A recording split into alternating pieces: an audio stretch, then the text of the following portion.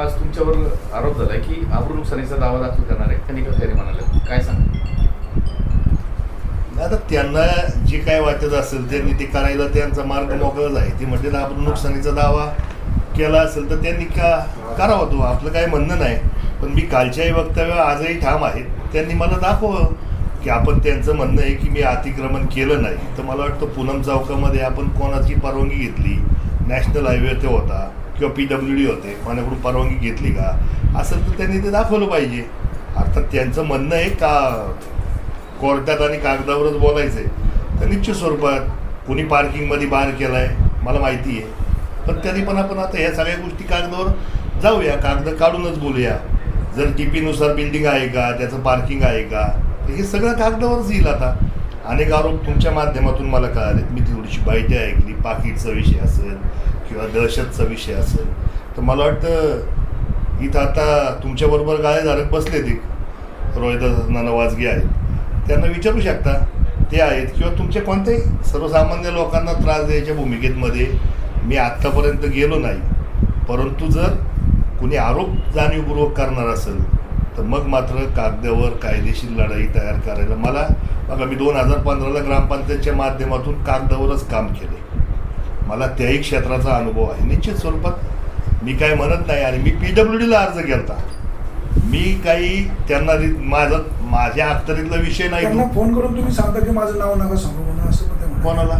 PWD. मी सही आहे माझी पत्रावर साहेब. मी भाऊसाहेबांची किंवा सरपंचबाईंची सही नाही घेतली. मी माझ्या सहीनी पत्र दिलंय. न समजण्यासारखं काय त्याच्यात, आणि त्याच्यात घाबरण्यासारखं काय? जे चुकीचं वाटतंय ते चुकीचं बोललं पाहिजे. या भूमिकेवर मी कालही ठाम होतो, आजही आहे आणि उद्याही त्या बाबतीत ठाम असणार आहे. आमचं म्हणणं आहे की सर्वसामान्य लोकांना त्रास होऊ नये. आणि सगळ्या लोकांची मिटिंग घेतली त्यावेळेस मिटिंगला यायचं होतं ना, कागदपत्र घेऊन यायची त्याच वेळेस.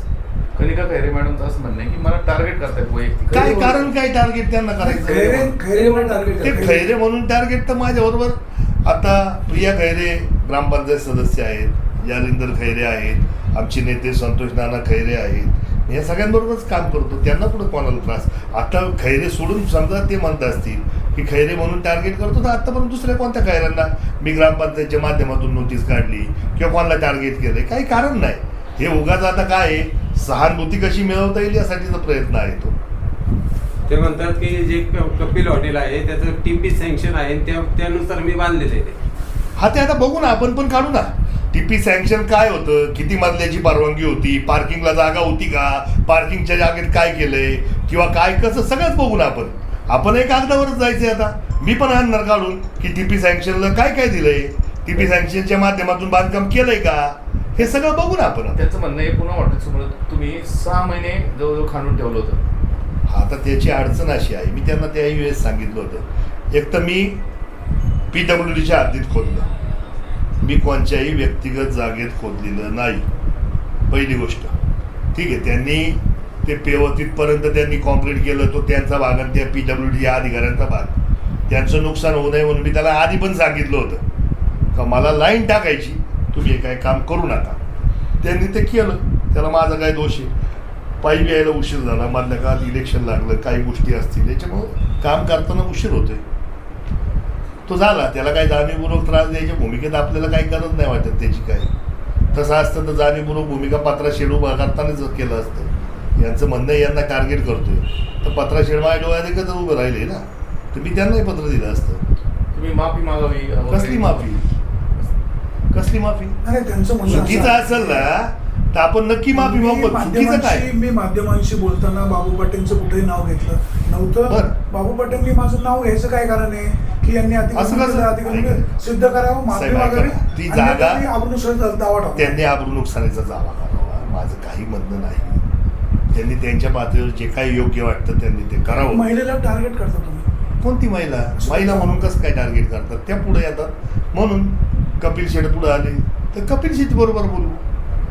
मागे असं त्या सोसायटीच्या पाण्यासंदर्भात लोकांचा प्रश्न होता, त्यावेळेस मी ती भूमिका घेतली होती. त्यावेळेस मला म्हटले ते पाईपलाईन उघडून टाकू. असं चालत नाही. सर्वसामान्य लोकांना त्रास द्यायच्या भूमिकेत कोणी केलेलं चालणार नाही.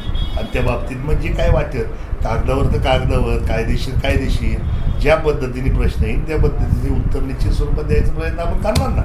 कारण जे मला दिसतं, मला कळतं, मी समजा माझ्यावर आरोप केले की माझं तिथं बायपासच्या बाबतीत बाबू पाटील भांडलं आहे. मग माझ्या क्षेत्रातून जर उद्यान पूल नसताना मंजूर नवीन होत असेल तर मी भांडलोय, पण मी तिथं कुठं अतिक्रमण केलं? सांगा.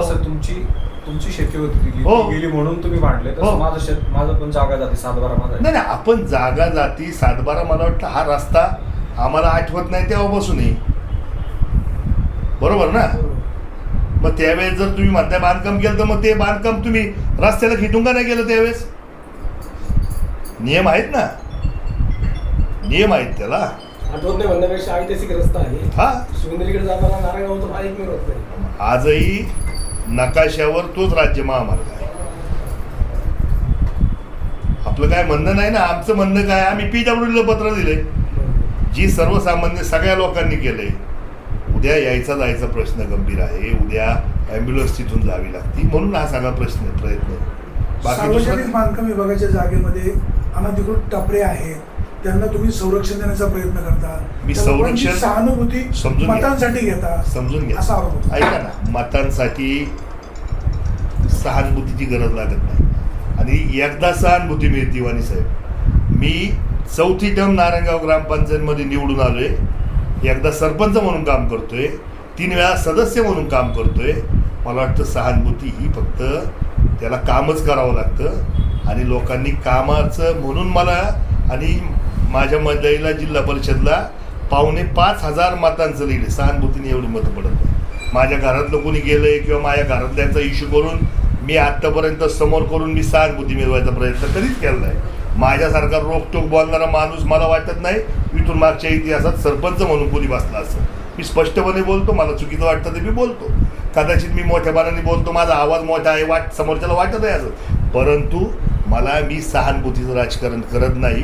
कारण माझं सवय, मी माझ्या कामाच्या स्वरूपात मी जे काय आज नाव असेल किंवा लोकांनी मला जे मॅन्डेट दिलं असेल ते माझ्या कामाच्या स्वरूपात आहे. लोकांनी काम बघितलंय म्हणून लोकांनी 24 तास मी काम करायचा प्रयत्न करतो, लोकांसाठी धावतो, म्हणून लोक बरोबर आहेत. मला वाटत नाही कोण सहानुभूती म्हणून मला काम करायची, मला अजिबात इच्छासुद्धा नाही की मला कोणी सहानुभूती म्हणून मला निवडून द्यावं.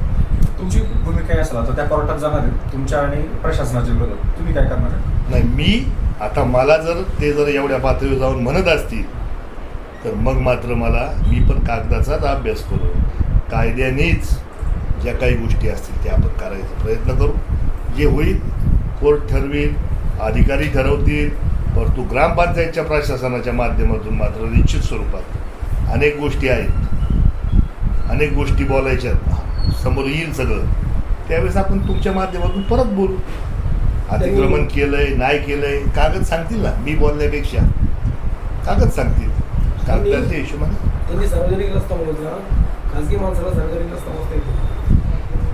ते विषय तो PWDचा. पण मी परत कालही मी तुम्हाला सगळ्यांना सांगितलं होतं, PWDने ॲक्शन घ्या, PWDचा अधिकार आहे. त्यांचं म्हणणं तसंच आहे की माझी ग्रामपंचायती संदर्भात जी तक्रार असते, भाऊसाहेबांनी पुढे यावं. भाऊसाहेब असले, सरपंच असले, उपसरपंच असले, लोकांनी आम्हाला कशासाठी निवडून दिले? भाऊसाहेब काय 24 तास उपलब्ध आहे का? नाही ना. भाऊसाहेबांनी पुढे तर भाऊसाहेबही बोलतील, अडचण त्यांची नाहीच आहे. कायद्याने जर आम्हाला अधिकार दिलेत तसं असतं तर मग भाऊसाहेबालाच बसवलं असतं ना. सरपंच उपसरपंच सदस्य काय निवडून दिले असते? लोकांनी प्रशासनाने हे सगळं कशासाठी गाड घातलंय? सुव्यवस्था राहावी म्हणूनच केलंय. सार्वजनिक बांधकाम विभागाच्या जागेमध्ये अनधिकृत टपऱ्या बांधलेल्या आहेत, त्या लोकांना तुम्ही पाठिंबा देता? नाही, पाठिंबा मी कोणाला द्यायचा प्रश्न येत नाही. तो मी टपऱ्या माझ्या माध्यमातून झाल्या असतील तर मग ठीक आहे. ह्या मला वाटतं 40 वर्ष झाले असतील आता टपऱ्यांना. 80ला बरोबर ना, 86. मी माझ्या खासगी जागेत बांधकाम करतोय, तिथं तुम्ही अडचण निर्माण करता. आणि सार्वजनिक जागेमध्ये ज्या टपरे आहेत त्यांनी कुठं नवीन बांधकाम केलं? त्यांनी कुठं नवीन बांधकाम केलंय? कुठं? ते रस्त्यावर जो पाईप टाकलेला होता ना, कोणता? त्याच्यावर त्यांनी पानपट्टीच्या पुढे त्यांनी जे बांधकाम त्यांच्या जागेत केलेलं आहे. ऐका ना, माझं म्हणणं काय आहे, आपलं तेच सांगतोय. मीटिंग घेतली होती त्यावेळेस त्यांनी यायचं होतं, बोलायचं होतं, मांडायचं होतं. अधिकारी कशाला बोलवायला पाहिजे? सार्वजनिक सगळ्यांना सांगून मीटिंग कॉल केली होती, गावाच्या बाहेर तर राहत नाही. बरोबर ना, बोलवायचं काही कारण नाही. नोटीस 26 जणांना होतं, हा. 60 लोक आले होते. पण नोटिसा सगळ्यांनाच, मग नोटिसा होत्या तर यायचं होतं ना. नोटिसा तुम्ही म्हणता एक बाजूला म्हणता नोटिसा दिल्या, एक बाजूला म्हणता मला बोलवलं नाही.